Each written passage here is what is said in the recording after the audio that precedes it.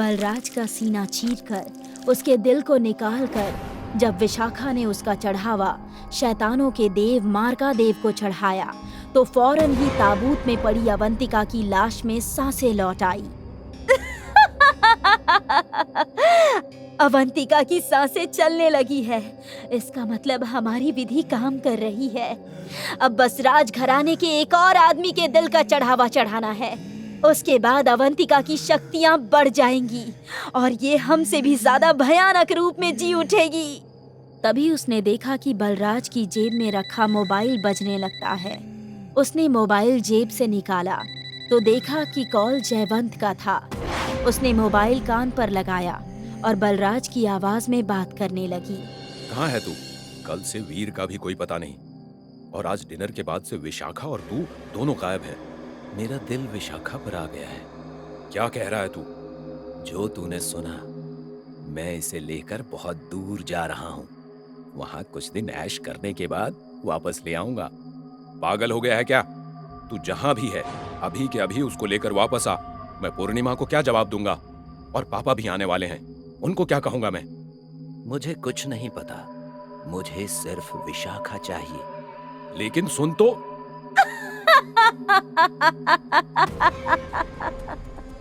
पूर्णिमा जयवंत के पीछे खड़ी सब सुन चुकी थी। आपके गंदी नजर वाले भाई ने मेरी बहन को गायब कर दिया। कहाँ है मेरी बहन? वापस बुलाइए उसको। बलराज ने उससे मेरी बात नहीं करवाई। अब मोबाइल भी बंद कर दिया है। आप लोग सिर्फ अय्याशियां करना जानते हैं। मैं तो आपसे प्यार करने लगी थी, लेकिन अब मुझे आपके राजघराने की सच्चाई पता चल चुकी है और अब मैं यहाँ एक पल भी नहीं रुकने वाली। जयवंत ने उसको पकड़ा और कस के गले लगा लिया।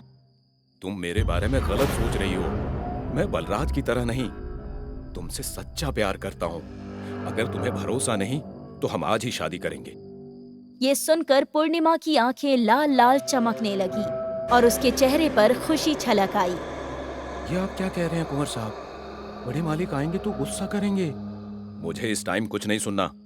मुझे पूर्णिमा से प्यार है और हम आज ही शादी करेंगे। अगर आपको मुझसे शादी करनी है तो हमारे रीति रिवाज के हिसाब से करनी पड़ेगी। हमारी पीढ़ियां अपनी शादियां एक ही जगह पर करती आई हैं। तुम जहाँ कहोगी, जैसे कहोगी, मैं वहीं जाकर तुमसे शादी करूंगा। तो चलिए हमारे साथ। जयवंत धीरज की बात को नजरअंदाज करके वहाँ से पूर्णिमा के साथ निकल गया। वो उसी गुफा के अंदर पहुँचे जहाँ अवंतिका की लाश रखी थी। अभी भी वहाँ काले जादू का सामान, चाकू, छुरियां जैसी चीजें पड़ी हुई थी। और इस तरफ धीरज ने देवेंद्र को कॉल करके सब कुछ बता दिया। मैं अभी वहाँ आ रहा हूँ। हो ना हो, ये भी मुझे उसी डायन के जैसी लग रही है जिसे कई साल पहले मैंने पुरोहितों के साथ मिलकर उस गुफा में कैद किया था। देवेंद्र प्रताप वहाँ से निकल गए। आप हमें अपनाने के लिए तैयार हैं? हाँ बिल्कुल। कुछ ही पलों में दृश्य ये था कि जयवंत और पूर्णिमा कुंड के सामने बैठे हुए थे। पूर्णिमा कोई मंत्र पढ़े जा रही थी। उनके ठीक पीछे एक चेला था। खड़े हो जाइए। उसकी बात सुनते ही जयवंत खड़ा हो गया। पूर्णिमा ने उसको टिले पर लिटाया और उसको देखकर मुस्कुराने लगी।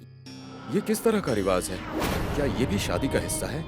सुनकर वो मुस्कुराई और उसके माथे को चूमकर प्यार से उसके चेहरे पर अपना हाथ फेरने लगी। अपनी आंखें बंद कर लीजिए।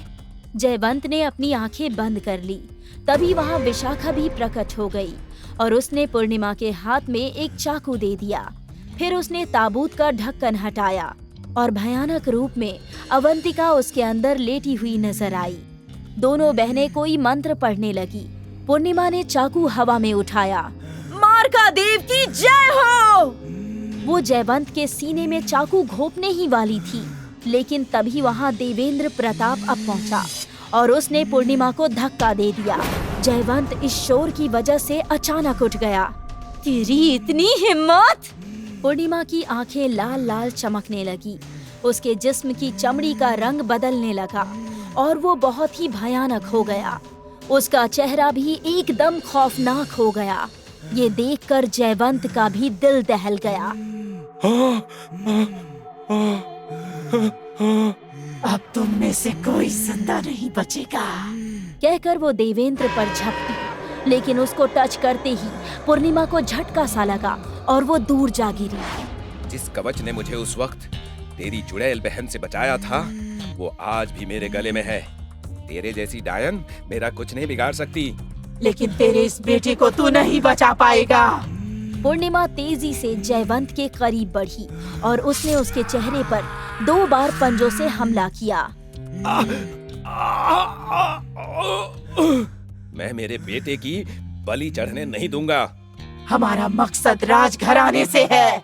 तूने हमारी बहन को खत्म किया था, इसलिए तेरे घराने के 2 मर्दों के दिल का चढ़ावा चढ़ाने पर हमारी बहन जिंदा हो सकती है। तेरा बेटा नहीं तो क्या, हम तेरे दिल का भी इस्तेमाल कर सकते हैं। पूर्णिमा ने देवेंद्र को जमीन पर गिराया और उसके ऊपर बैठ गई। जयवंत उसे बचाने के लिए आगे बढ़ा तो विशाखा ने उसको पकड़ लिया, लेकिन विशाखा का जिस्म जयवंत के गले में पड़े कवच की वजह से जलने लगा था। पूर्णिमा ने अपने दोनों तेज पंजे देवेंद्र के सीने में घुसेड़ डाले और देवेंद्र का दिल निकाल लिया। अब विशाखा भी जल भुन कर खत्म हो चुकी थी। वो खड़ी हुई और ताबूत के करीब जाकर बोली, बलि स्वीकार हो मार्कादेव। तभी वहाँ बहुत जोरों का उजाला हुआ और पूर्णिमा के हाथों से वो दिल गायब हो गया। अगले ही पल अवंतिका की आंखें खुल गई और वो तेज शोर करते हुए उठ खड़ी हुई। मेरी बहन जाग उठी। मेरी प्यारी बहन, तुमने मुझे जिंदा करने के लिए कितनी मेहनत की। मैं तुम्हारी शुक्रगुजार हूँ। अब हम मिलकर इस गांव के लोगों पर अपना कहर बरसाएंगे।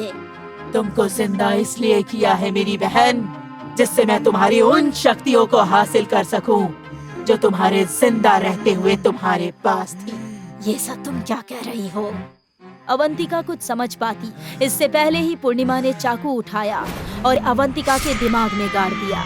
अवंतिका के शरीर से शक्तियां निकालकर अब पूर्णिमा के शरीर के अंदर जाती हुई नजर आई। अब सिर्फ और सिर्फ पूर्णिमा ही इस गांव के जवान मर्दों को अपना शिकार बनाएगी। सिर्फ और सिर्फ पूर्णिमा। जयवंत ने अपने गले से माला उतारी और फिर पूर्णिमा की तरफ दिखाते हुए आगे बढ़ने लगा। आगे मत बढ़, वरना मैं मार दूंगी। तुझे मरना ही होगा। इस गांव की हिफाजत करना अब मेरी जिम्मेदारी है।